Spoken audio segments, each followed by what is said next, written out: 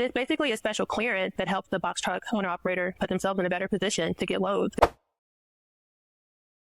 Welcome to This Week in Trucking, the podcast that tells you what you need to know about the trucking market for the week.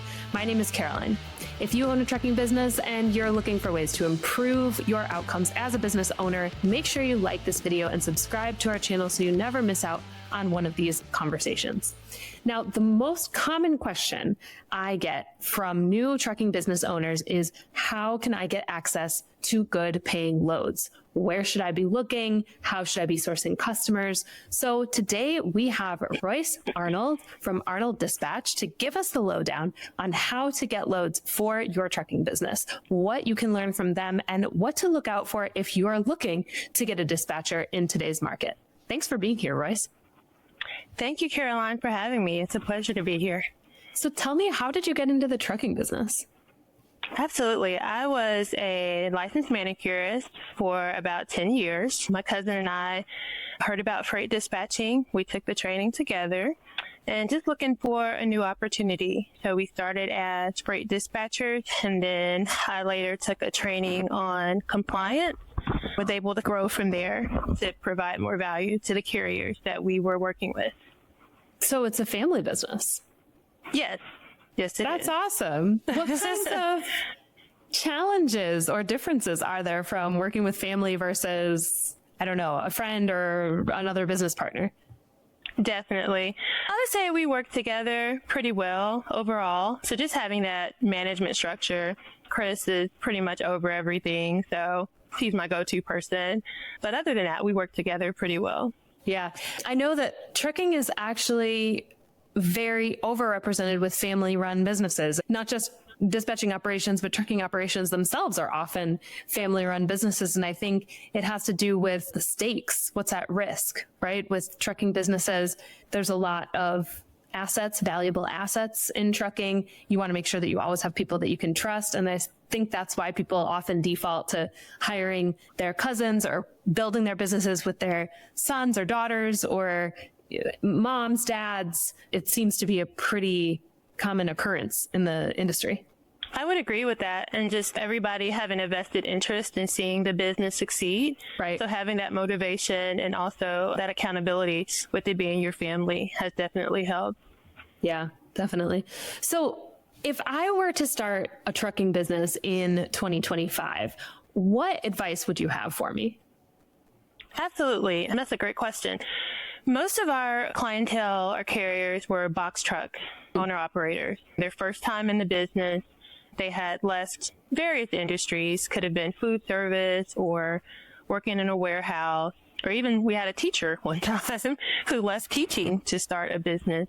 What I would say is definitely controlling your expenses, understanding how the market ebbs and flows, so the different seasons, profitability, knowing that cost per mile, as well as just learning how to control your expenses, such as our self-dispatch training. That's something that we help. When they come in, they can learn more about the negotiations, building relationships with brokers, knowing the different markets and lanes, and just getting their feet wet. So if they do decide to hire a dispatcher, they have a better understanding of how the market operates, what to look for, and to make a better informed decision.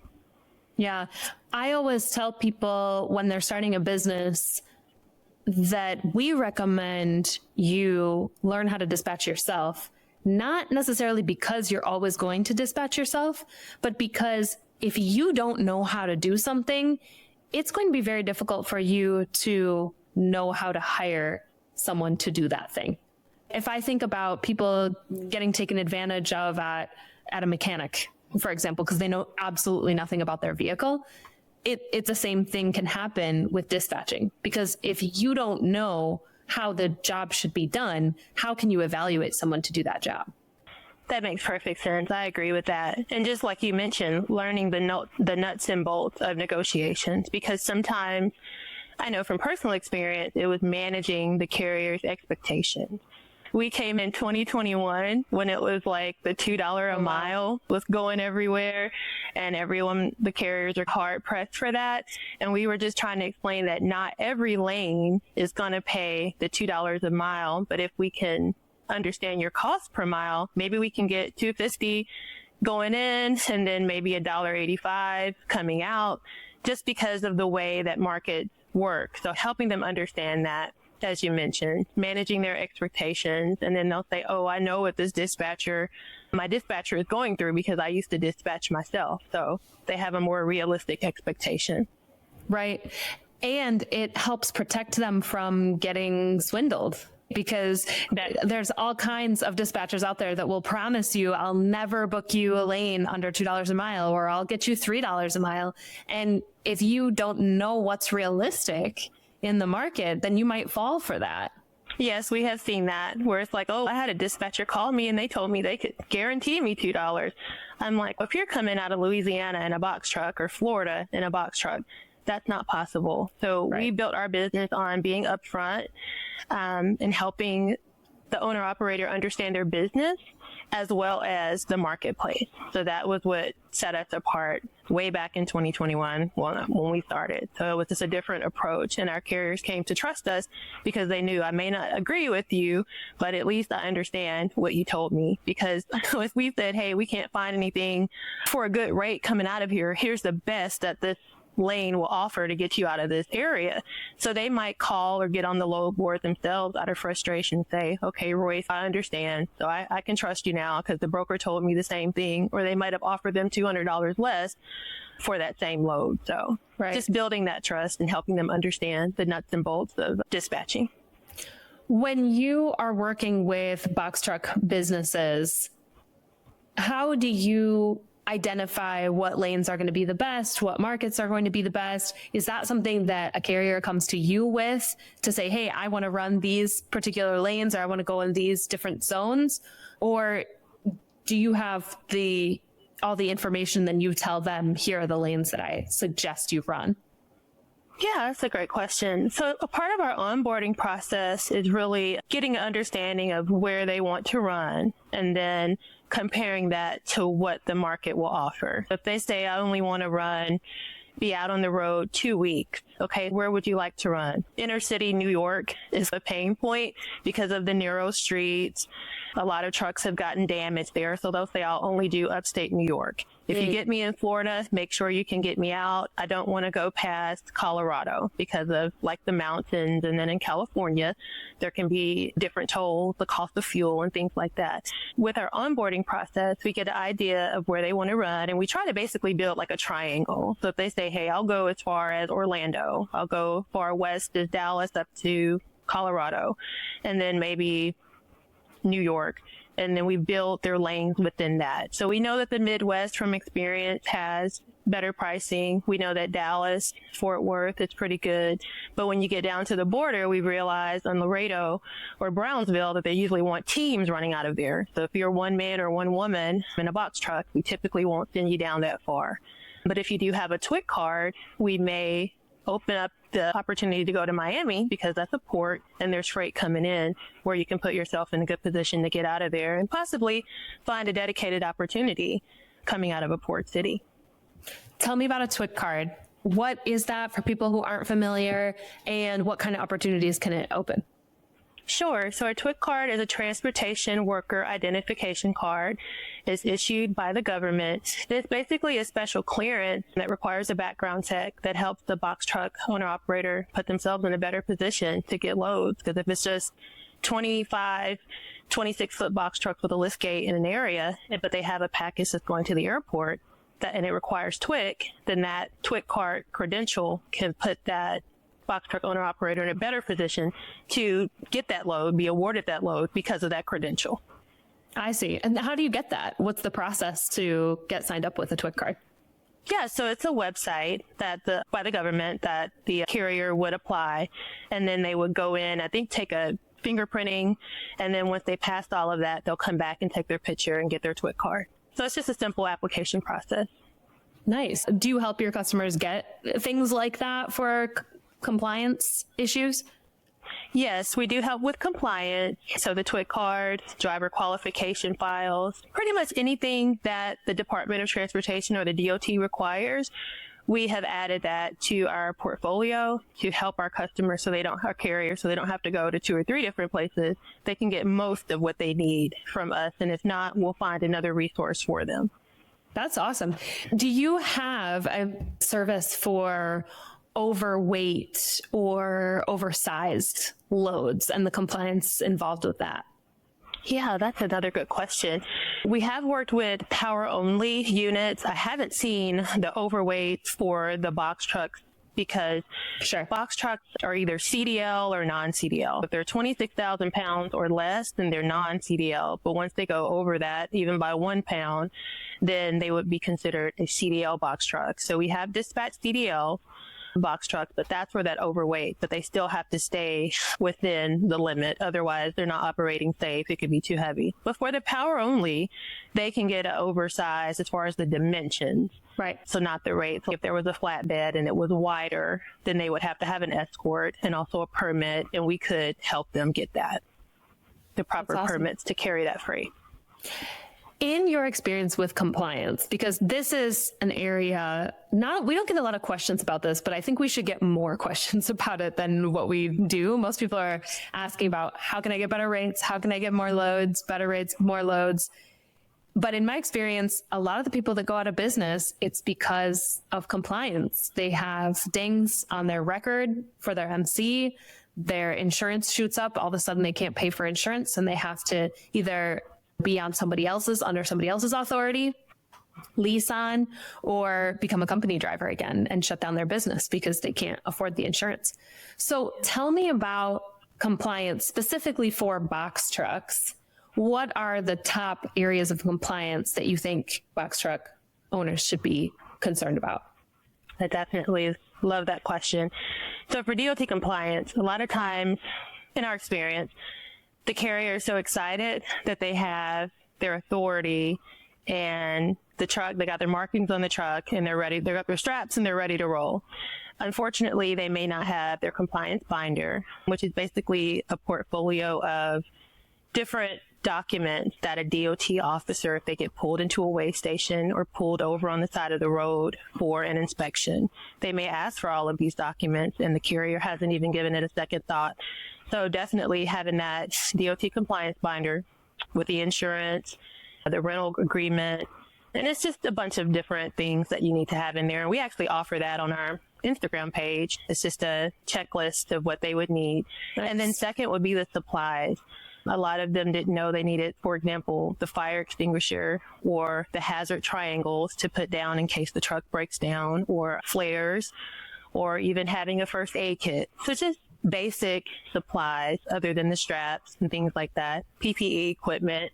So we try to offer those resources in our onboarding just to make sure they're actually road ready. And as you mentioned, Caroline, getting a DOT violation can affect their carrier safety score, which is reported to the FMCSA. And when the brokers check their MC and they see that they've had those violations, for example, not running their ELD properly, so not taking their 30-minute break, not doing their 10-hour reset, not doing their 34-hour reset, all of that gets reported back. So when the broker sees that the carrier is prone to violations, they're thinking, if I load you with my freight, you might be running out of compliance and get shut down, then my shipment will be late, so I can't use you. So actually being aware of compliance and following those DOT regulations can help them get better rates, get loaded more often, and get those and build those relationships as a trustworthy carrier. And also having DOT inspections, so either passing them when they get pulled into the weigh station or actually going and submitting themselves to a DOT inspection, especially as a new authority, to be able to get that positive inspection on their CSA record, on their FMCSA record. That is a great point. Is very important. Yeah, that is a great point, especially for new business owners, right? That don't have a lot of time on their authority. Let's talk a little bit about that. When you have a brand new authority that comes in, do you work with brand new authorities? And if so, or even if not, how can people with brand new authorities running box trucks get loads? That's a good question. So yes, we do work with new authorities, and the biggest challenge is being new. So we all know that Total Quality Logistics, TQL, hate them or love them, they will load a new authority. So we do have a handful of brokers that we know will work with them, and we typically vouch for them because our onboarding process asks the question, looks over their insurance, and we'll say, hey, we'll be a reference for you, but we need you to run this load, do it properly, be in compliance, take the pictures of the load, take the pictures of the BOL properly, get all the signatures. So they're building that relationship. And really in trucking, that is what everything is based on. We do work with the new authorities. We help them get in and get those 2 inspections, help them be compliant, help them run the loads and actually get the references they'll need. And sometimes they can get an override. If they're saying, I'm new, I've got 2 inspections, and I've worked with broker A, broker B, broker C. Here's my list of references. This is my dispatcher. And typically we've worked with the broker before. We know somebody at the brokerage, so we can say, hey, we can vouch for these guys. They're new, but we can assure you that they're responsible and they run a respectable business. Please give them a chance. And that has worked out for us. And that's where the carrier packet comes in, right? You have to have everything ready. You have to know everything about your equipment, make sure you're presenting yourself as professionally as possible, and having those references in your carrier packet that you can send to a new broker that might want to work with you or who has questions about working with you. Putting together and having everything really well prepared can set you apart. Absolutely, because sometimes just what's on paper is not an accurate description. The carrier may have worked at a trucking company for 10 years and decided to strike out on their own. So we try to add that in, that, hey, they have experience with trucking. Their authority is new, that they are trustworthy, they are reliable, and they are a good carrier to work with. What are some of the biggest mistakes that you see carriers making when they're trying to source loads? Okay. Where do I begin? I would say one is calling back to renegotiate the rate. Brokers typically do not like that. The verbal agreement really is the precursor to the rate con, which is the actual contract, booking the load. So I'd say calling back to renegotiate the rate. So you say one thing on the phone, you get the rate con, and then you go, actually, I might need another $200, please. Now, if there hasn't been any change in weight, there hasn't been any change in the distance, then it's just bad business to go back and do that just because you thought about it or you watched the video and decided to not this lane, say someone else or your friend texts you, I got whatever extra money on it. So calling back to renegotiate the rate. Number 2, trying to cancel a load in that interim between where your dispatcher has booked the load, you agreed to it, and now you're waiting. We've had them say, oh, well, I didn't sign the rate con. I'm like, but you gave your word, and that's pretty much the same. So you don't want them to take the broker to take time setting your company up in their system and getting the load ready, taking it off the load board so that someone else isn't able to book the load. And then you say, oh, I found something else and I haven't signed the rate con yet. So how do you think they're going to feel the next time you call in to try to get a load? Number 3, I'd say not paying attention to their ELD, misusing personal conveyance to try to get extra time, or not taking their 34-hour reset each week. I would say misuse of the ELD is probably the top 3. So burning those bridges with brokers. And then number 4, using multiple dispatchers. Too many chefs spoil the pot. If you want a dispatcher to be dedicated to you, or you want them to stay a day ahead of your truck, that's difficult to do if you have 3 or 4 different dispatchers trying to send you 3 or 4 different places. Then it's harder to find a strategy and to find lanes for you to run. And I know sometimes I need to make the most money that I can, but we just take the approach that you have to build the relationships, you have to know your costs, and then you need to try to reach your weekly goal so that you can build your strategy. And if you have a team in place to help you do that, makes sense, but everything can't be seen as like a one-off. It's hard to build a business with that type of mentality.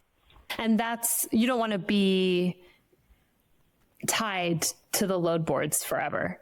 You want to build a business where you don't actually have to book every single load individually from a load board. That's going to be really exhausting, and it might have worked in the height of the pandemic or post-pandemic freight market, but these days, and most of the time, your goal should be getting off of those load boards. I agree. That's the end goal, or at least should be for every carrier. It's definitely a starting point as a new authority, getting out there, getting your name known, getting that safety score up, getting some inspections under your belt, getting some references. Definitely the load board is excellent for that because it actually streamlined the process. Instead of having to go to the shipping area in your city, you can go to the load board and start there to source brokers. But as you mentioned, Caroline, the goal is to get off of the load board. And another thing I wanted to say was not securing freight. I want to circle back to not securing freight properly and not taking pictures of the loads when they get loaded and also when they get empty. Because sometimes a claim can come back 3 or 6 months. And if you don't have that documentation, that load documentation, that may result in a claim. I know I had a carrier who the box was dented and there were a bunch of little units inside. And I said, if they're going to try to hit you with a claim, because they just scribbled damaged on the BOL when he sent it to me, I said, let's open up the box, slow down, and let's go through and count each one. I think it was like lipstick or lotion, and only one unit was actually damaged. So she was like, the shipper was like, the receiver was like, I'm not even going to worry about that. But they actually could have had a claim for the whole shipment if we hadn't took the time to go through. So securing the freight properly and having that load documentation can definitely pay off. That's great advice.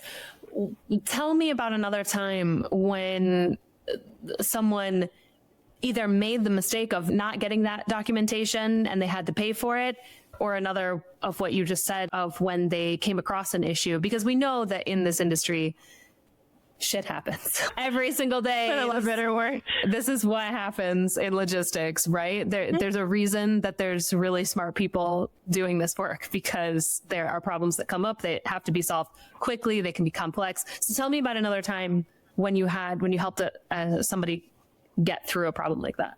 I could think of 2 examples right off. So one, unfortunately, was a multiple stop. It was a new carrier. It was a multiple stop load.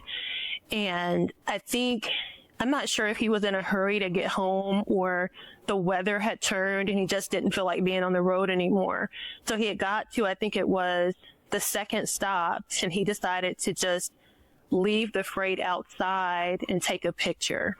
There's no signature for that. Yikes. So he finished the other 2 or 3 stops, but then the broker is saying, where's the signature for my other stop? And he didn't have it. And then he's clear across to wherever it was, the next side of the state or the next state. And if you don't have the signature, so you're not going to get paid. So it's a hard lesson learned. Ouch. But it's a lesson learned that the signature is very necessary. And that's another thing that we say in our onboarding is that we have a 5-step process that you take the picture, you get the signature, you get the printed name, the signature, and the date. Because if the signature isn't legible, you are not going to get paid. And I'm sure you don't want to drive 200 miles or try to follow up with a person that you don't even know who to ask for in the shipping and receiving dock. So just taking that time to slow down, dot your I's, cross your T's, or as we say, CYA, so you can get paid for the load. The other example I can think of is a detention pay situation where the broker, for whatever reason, didn't have the information that the receiver would be closed. So our carrier had to lay over for 2 days until they reopened on Monday.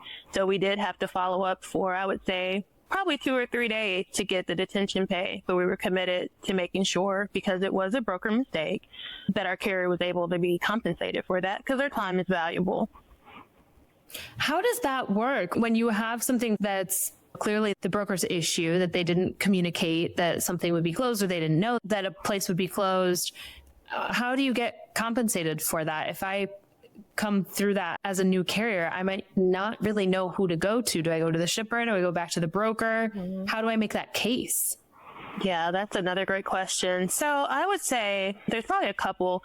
Definitely the email thread.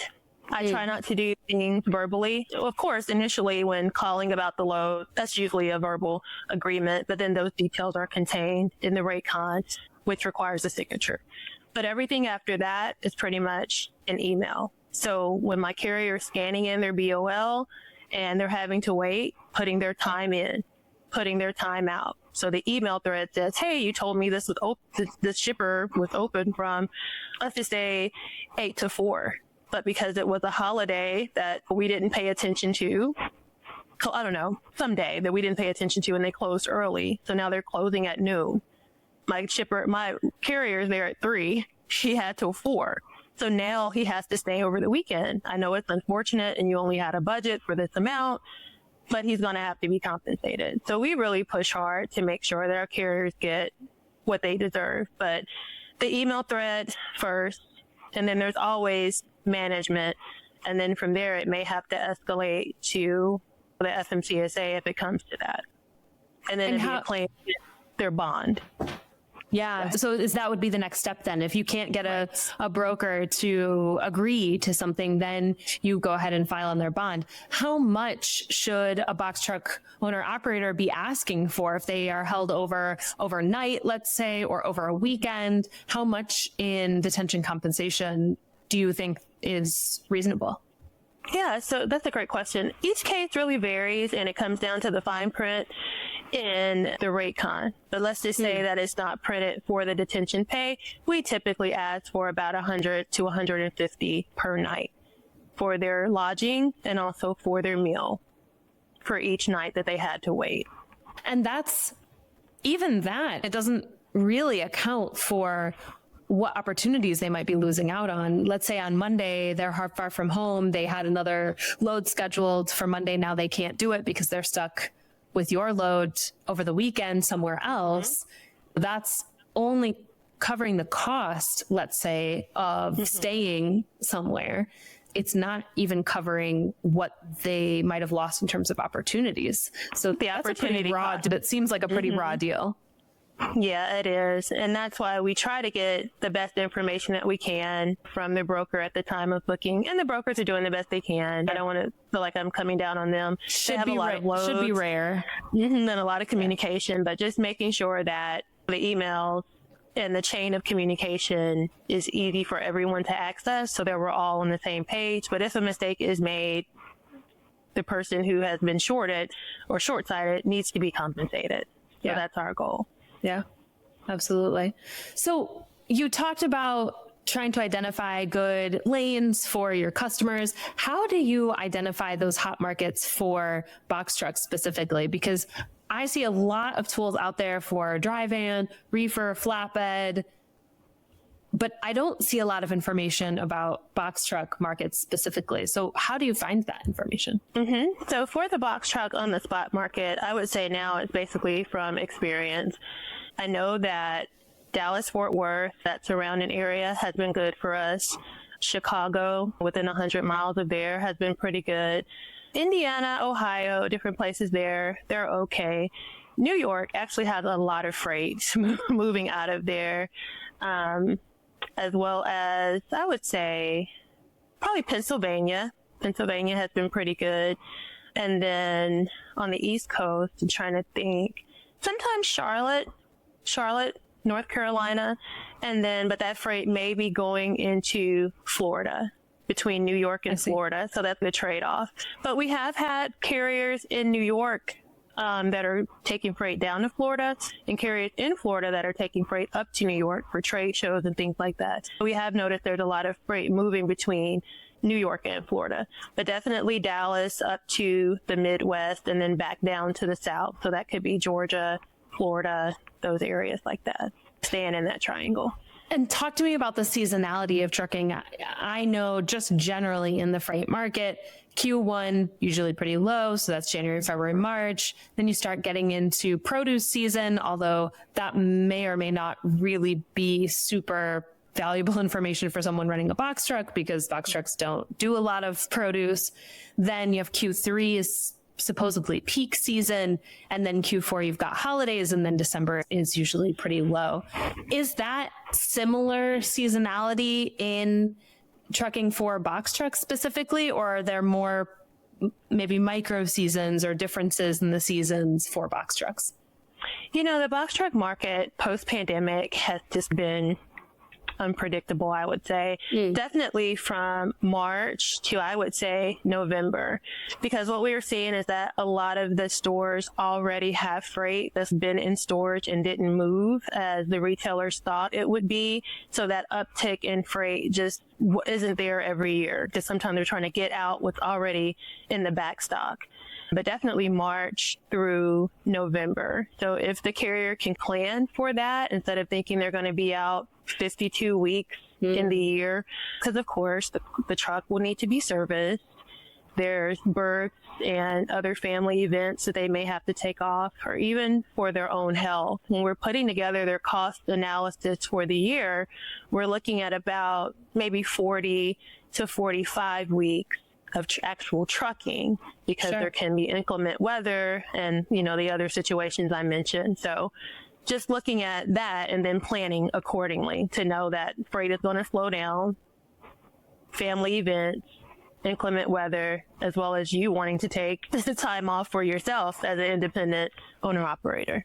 Sure. Walk me through the process of how you put together somebody's annual plan. That's interesting and not something that I've heard of a lot of people doing in this industry. Yeah. So we just ask them about family events. So if they know that somebody's going to have a baby, or a family member may be graduating from high school or college, and then just looking at when they would like to take vacation with their family. So we just sit down and put that together, and then looking at their expenses. So we put together their cost per mile too with the tool that we have. And then once we see how much they want to pay themselves to cover their expenses, leaving the job that they had before or starting this business, what it would actually take, and then also looking at how many miles they would need to be traveling. And typically it's between 500 and 600 miles a day, 5 or 6 days a week, and then shutting down for that 34-hour reset.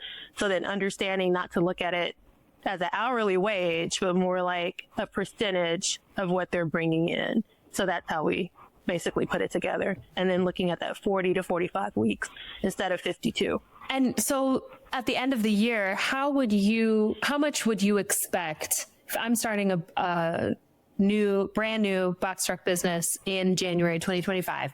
How much would you expect I would be able to make in revenue for my business in the first year?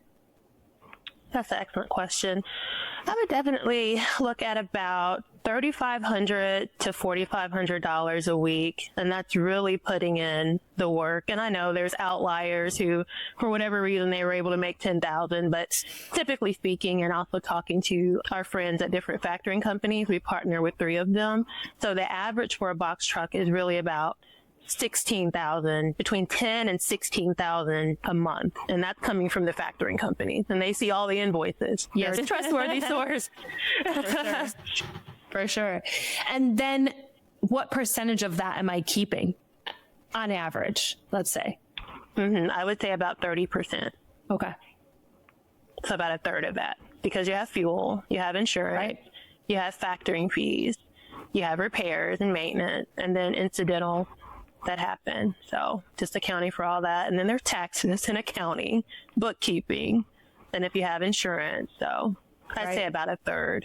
About a third. And then once I am through my first year, how then can I grow that business? Is it about getting higher rates because I have more experience? Is it about buying more trucks because now I can scale my business? What does that look like? Another good question.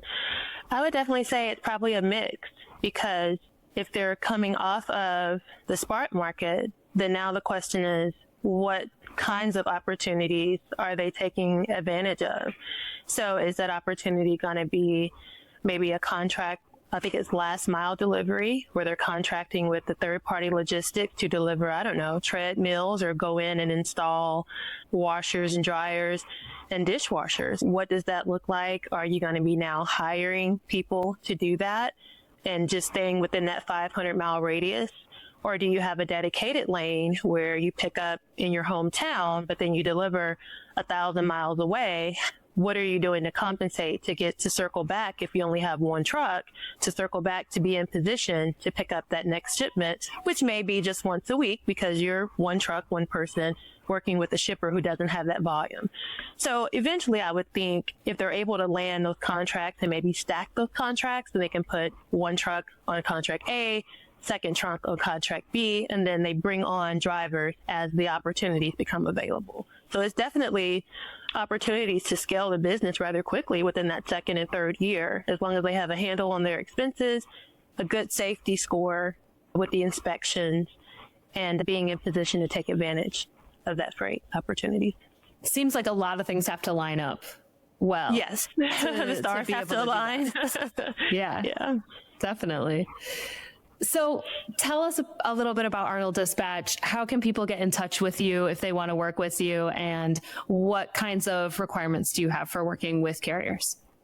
Absolutely. Arnold Dispatch, we really focus on teaching carriers how to dispatch their own trucks. We make self-dispatching simple, teaching them how to use the load boards, how to calculate their cost per mile, and position themselves to get dedicated lanes, and also run a profitable and compliant trucking company. So we do have an emphasis on the DOT compliance because, as you mentioned, not paying attention to that is the quickest way to get shut down.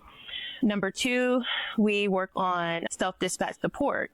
So some of the carriers really just want to book their own loads because they don't want to go back and forth with the dispatcher. I don't want this one. I don't want that one. When they're booking their own loads, it can be a little bit of a challenge to handle the paperwork and the follow-up that's required. That's where we come in with our self-dispatch support. And we offer that on a weekly subscription basis. If they're hiring a new driver, we'll handle the onboarding. If they need help with compliance, with their ELD training, we'll handle that. HR, payroll, back office, training. It's pretty much whatever they need to be that support system for their business, help them scale and just take it to the next level.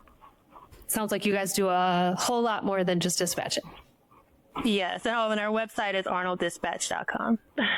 All right. If you're interested in working with Arnold Dispatch or you want to learn more about them, definitely check out their website. We will link it in the description below. Thank you so much, Royce, for joining me today. I learned a lot, and I hope a lot of people watching this learned a lot, because actually box trucks is the biggest, most popular topic that we have on this show. So I bet a lot of people learned so much, and thanks again. Thank you for having me, Caroline.